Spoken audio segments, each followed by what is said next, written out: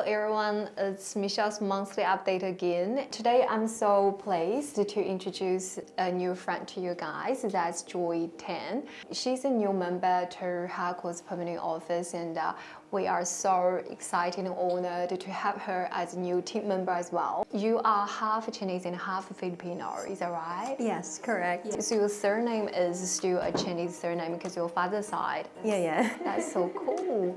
You have been with Harcourt's for about 2 years. I started 2023. I was away for maternity, so yeah, more than a year. Because when you started in Parkland office, I remember your name when you first started because you were already putting a lot of sales on the board. Being able to speak Filipino, and it is a growing big market in Christchurch. Obviously, you're a really excellent salesperson. The understanding of the language and culture.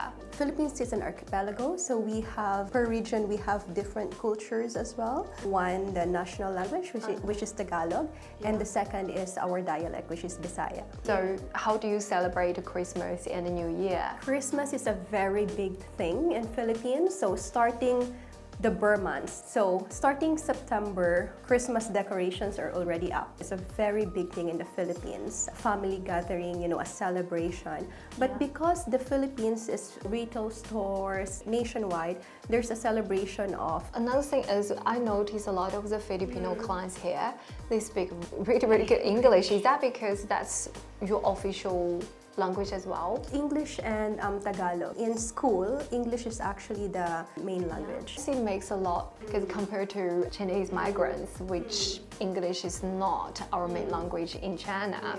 A lot of people, when they first moved over, it took them quite a long time to get used to it.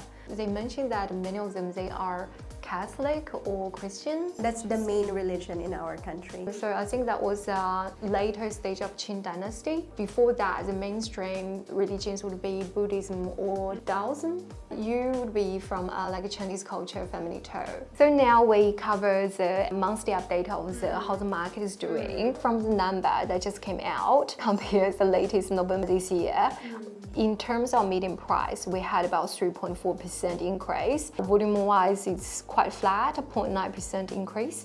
I think it really shows since the interest dropped down, we finally can see some more obvious increase in the price. And it's also the time of the year. Each year, right before Christmas, there is a sort of a short, like the buyers are slightly more active. 5.8%, it is actually a real increase in median price. In terms of the economy, the GDP for New Zealand, we were seeing about 1.1% growth. That was a quarterly growth ending by the end of September. And the annual, if we look at the annual data, it's actually minus 0.5% compared to September last year, that quarter. Our economy is still a little bit Wayfair, there should be another interest cut. Hopefully we will see more positive sign. That's the data for today.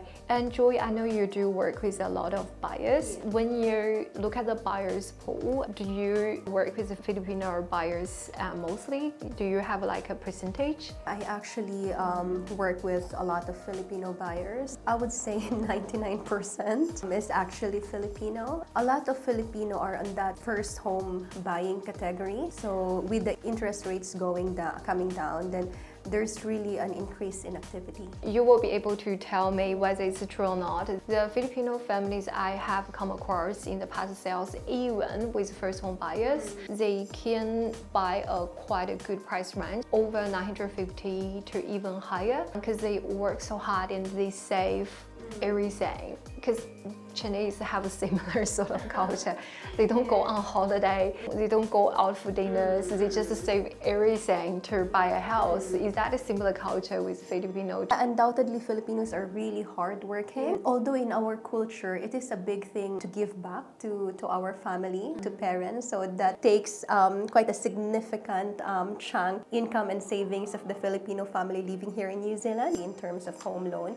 So it's quite varied in terms of the price range the Filipino market is in. Some are on the first home bracket, like around 600 to 800, and there are some as well who can do around $1 million. I've seen a few of the Filipino families, they said they're buying first home, but they're spending over 800K. We can say they're putting all the effort and all the money into properties.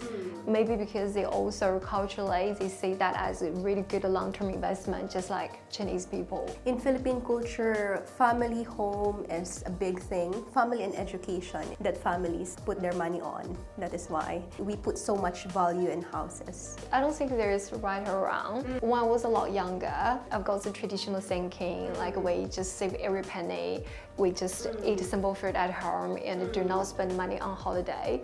But then later on, when the children grow up, we were thinking, oh, maybe we need something for personal happiness as well. For example, for our culture, and it's a big influence that we are here in New Zealand, and we're able to actually emulate the culture, especially in terms of property. Because, for example, in our country, property is like, you know, when you buy your first home, that's your forever home. Filipinos who migrated here tend to learn and adapt the New Zealand culture in terms of property, you know, market. That your first home may not be your forever home. It's actually your step into the property ladder. And it's good to see that Filipinos are actually being open-minded right now. So some would be, okay, what we are eligible for a home loan, then we'll make the most of it. Enter the property ladder. Sooner or later, we'll just do upgrade or upsize. To understand from a different culture perspective, how do we say Happy New Year in Filipino? Merry Christmas and Happy New Year in Filipino. But if it's too long, might be too hard. In Tagalog, we say it